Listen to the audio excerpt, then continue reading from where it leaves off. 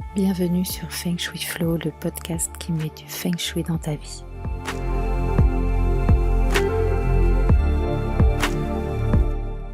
Je suis Aude Charot. Ma mission est de vous aider à faire de votre habitat un véritable compagnon de vie. J'accompagne également les entrepreneurs à transformer leurs locaux professionnels en vecteurs de réussite. Dans ce podcast, j'aborde des sujets variés liés au bien-être. Feng Shui bien sûr, mais aussi déco, dev perso, spiritualité, énergétique, lecture inspirante.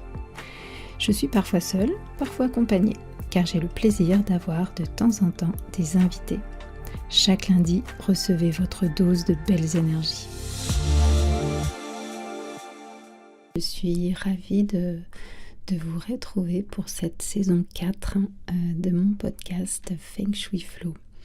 Je dois dire que ça m'avait un petit peu manqué en fait, parce que j'aime ce moment avec vous, mais qui au début est un moment finalement avec moi-même, puisque présentement je suis toute seule face à mon micro, mais je sais que plus tard vous allez être là à m'écouter et c'est chouette. J'aime ce format du podcast, donc je suis repartie pour une saison 4. Je suis assez fière de moi, parce que évidemment ce n'est pas mon cœur de métier, n'est-ce pas, mais j'aime bien évoquer avec vous tous ces sujets liés au bien-être. Donc évidemment on parle beaucoup de Feng Shui, mais pas que. Je me suis autorisée à élargir un petit peu le spectre, et notamment à innover avec des entretiens depuis la saison dernière, et on aura également des entretiens sur cette saison. J'aime bien avoir des invités et évoquer des sujets qui font le pont entre mes outils et les leurs. Aujourd'hui, on est le 1er mai, c'est la fête du travail, c'est férié. D'ailleurs, je trouve ça assez symptomatique de m'autoriser à travailler en ce jour férié.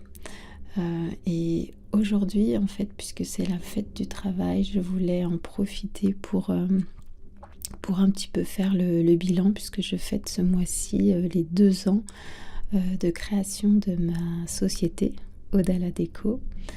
Et voilà, je dois dire que ça a été un super changement de vie. Évidemment, je n'ai pas du tout les mêmes journées qu'il y a quelques années lorsque j'étais salariée. Et voilà, et si ça vous intéresse, je voulais un petit peu partager avec vous ce qu'il en est.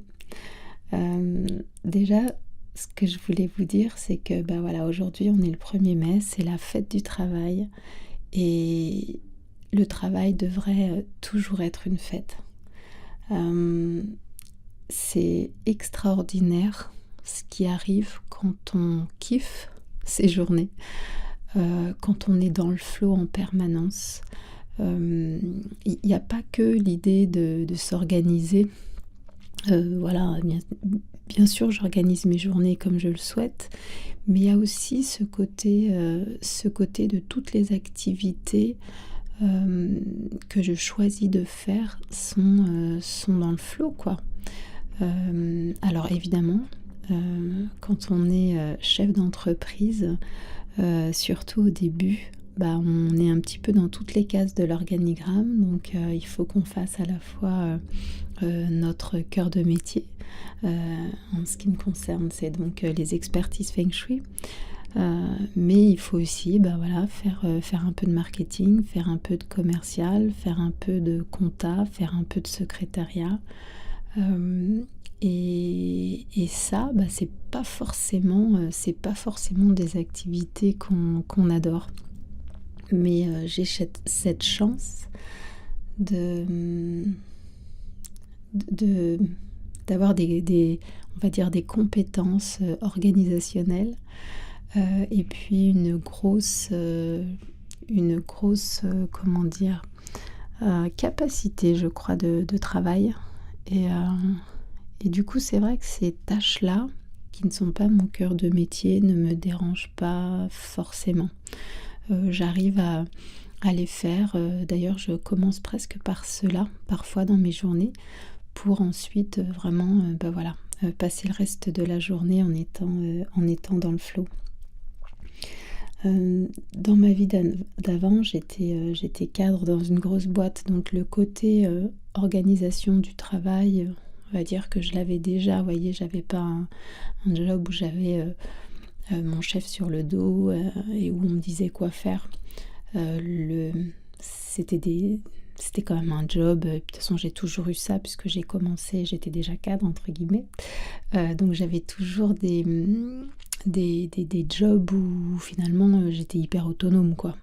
Donc ce côté, autonome, je l'ai aujourd'hui évidemment, et c'est marrant parce que ça a pas du tout la même saveur, entre être autonome dans un job où finalement vous ne bossez pas pour vous et être autonome dans un job où, bah, voilà, hein, tout ce que vous faites, c'est pour développer votre boîte.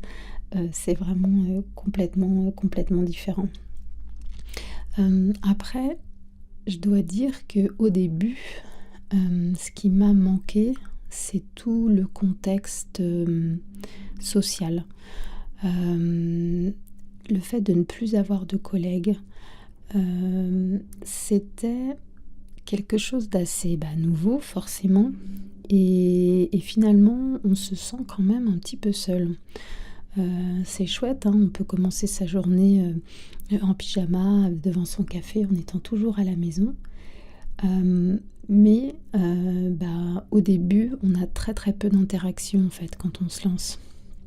Parce qu'on est vraiment concentré sur la création de sa boîte, et on n'a pas au début, bah, forcément, beaucoup de clients ou beaucoup de «réseautage» entre guillemets. Beaucoup d'interactions, sur les réseaux et cetera, puisqu'on est en train de tout créer. Et je dois dire que c'est ça qui a été, un petit peu, compliqué pour moi au début, même si je suis une personne, qui aime être seule, au calme, et je suis capable de passer, des journées sans parler à personne. Malgré tout, bon, c'est vrai, que j'aimais les discussions le matin à la machine à café avec les collègues, c'était assez sympa. Après, ce qui me manque pas, c'est les embouteillages que j'ai pu avoir, le matin, le temps perdu quoi, le temps perdu, pour aller bosser, revenir et cetera. On passait, un temps fou, sur la route, coincé. Donc heureusement, j'ai pas eu ça les dernières années puisque j'avais vraiment cette chance, mais vraiment cette chance d'aller au boulot en 15 minutes à pied. C'est quand même un truc de dingue. Mais en fait, quand on arrive à un moment donné où, on a complètement une perte de sens, vous pouvez aller au boulot à pied, ça n'a plus de valeur en fait, ça n'a plus de saveur. Parce que, à la fin, j'avais les larmes aux yeux, hein. Je marchais, mais j'avais les larmes aux yeux. Donc non, je regrette pas du tout, de m'être lancée dans l'aventure de l'entrepreneuriat. Ça, c'est clair. Et ce qui est chouette aussi, si je fais le bilan de ces 2 dernières années, c'est que je me suis finalement autorisée à me reconnecter à une part de moi qui existait, avant, cette propension à détecter les énergies du lieu, cette espèce de don de décrypter, de ressentir en fait, les vibrations. Et bien je me suis autorisée finalement à laisser beaucoup plus de place à cette partie-là de moi, et je dirais globalement à la partie un petit peu plus, sensible, spirituelle, on pourrait dire aussi. Et ça, c'est extrêmement nouveau d'ajouter cette part d'énergétique, de spiritualité, de sens, dans ces journées, mais dans des journées de travail qui sont profondément finalement dans la matière, hein, puisque je ne suis pas une association loi 1901, hein, donc j'ai vraiment dans l'idée de, voilà, de développer mon activité de façon à me payer autant que ce que j'avais quand j'étais salariée, hein. L'idée c'est de pas, on n'est pas dans un monde de bisounours, hein. Je veux vraiment voilà, développer mon activité, avoir un chiffre d'affaires qui me permet de vivre confortablement, etc. Et en fait, réconcilier cette partie très dans la matière qui est de dire, ben voilà, moi je veux développer mon business et je l'assume, et cette partie un peu plus spirituelle et énergétique, finalement c'est chouette parce que si on veut juste parler de l'argent, par exemple, l'argent pour moi a toujours été une énergie. Ça l'a toujours été en fait, donc j'ai jamais eu de soucis pour réconcilier ça.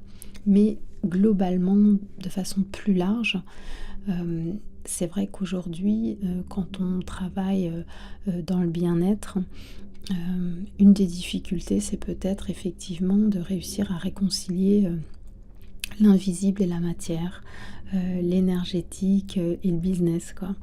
Et en ça, je trouve que le feng shui est une vraie aide, hein, parce que dans le feng shui, on retrouve à la fois, je dirais, le côté sensible, justement invisible, puisque je gère des flux d'énergie qui ne se voient pas, mais je le gère grâce à des abacs, grâce à de la métaphysique chinoise, grâce à des choses qui sont dans l'analyse, vous voyez. Et là, j'ai mon côté analytique, en fait, qui est nourri aussi avec ça.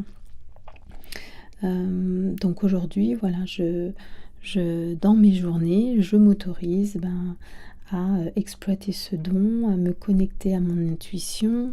Une des tâches, entre guillemets, de la journée, ça va être aussi de faire parfois des méditations créatives lorsque je réfléchis à une nouvelle offre ou que je veux écrire un article sur mon blog. Donc j'adore ça, en fait, cette idée de vivre pleinement, puisque du coup, tout a du sens, en fait. Tout a du sens, tout ce qu'on fait, même pour son business, finalement, si on le fait en étant connecté à soi, à ce qu'on est vraiment, c'est vraiment génial. C'est vraiment génial. Et ça, c'est vraiment quand même très compliqué quand on bosse pour quelqu'un d'autre ou quand on est salarié dans une grande boîte, je peux vous le dire. Donc voilà, c'est cool, franchement. Là, j'ai la liberté des horaires, j'ai aussi la liberté des lieux de travail. L'année dernière, on a passé 3 semaines au mois de juin du côté de Marseille. On a passé 3 semaines en septembre du côté de Barcelone, et j'ai bossé pas tous les jours, mais voilà, c'était on peut bosser de n'importe où. Je réalise énormément d'expertise à distance, donc c'est cool. Ça ne m'empêche pas du tout de bosser, le fait de ne pas être chez moi, en fait. Je voulais juste aussi peut-être rajouter un truc sur le fait que voilà, hein, l'entrepreneuriat, il y a quand même pas mal de défis à relever, que c'est pas forcément facile, même quand on est dans le flow et qu'on kiffe faire du feng shui, par exemple, de déterminer, voilà, le tarif d'une expertise, de créer une offre, d'essayer d'être visible, de vendre, tout ça, voilà, hein, il faut pas que ça soit des gros mots parce qu'après ça devient vraiment très très difficile. Et puis peut-être, ouais, je voulais aussi rajouter quelque chose, c'est que on dit toujours que les cordonniers sont les plus mal chaussés. Moi, c'est pas mon cas, je peux vous le dire, parce que le feng shui m'aide énormément au quotidien. J'active effectivement des axes d'analyse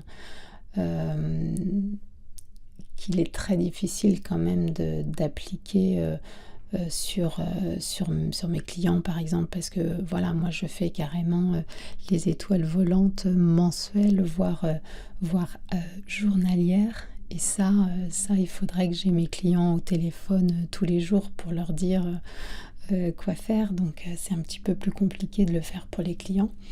Mais je teste énormément de choses à la maison.